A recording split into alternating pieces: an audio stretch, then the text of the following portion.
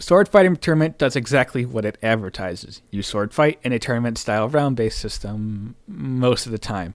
In between the tournaments, you face other players in various bonus rounds, such as 3v1, 2v2, Juggernaut style, and more. Still sword fighting. You're allowed to bet on players winning, which adds a new way to gather up points to buy different swords and items with. The maps are pretty unique for being stuck in such a small arena, yet I'm really able to take advantage of this due to the way sword fighting works.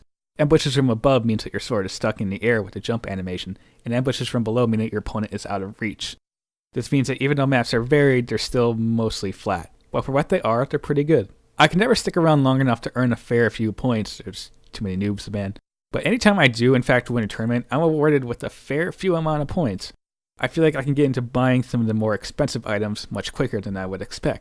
Add that into the fact that you don't actually have to win to earn points, and you end up with a fair point system that makes it hard to lose a large chunk of points without being either unlucky or at the fault of you. However, to do any of this, you must deal with the super confusing GUI system. Does it work? Yeah. Do I know it's working? No. There's absolutely no feedback to when my bet goes through, when I pick a map, or I'm actually navigating the shop.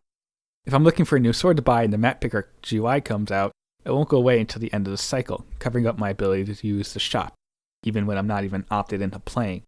The practice area is a nice touch. It makes certain stats very obvious so you learn how to keep track of them better.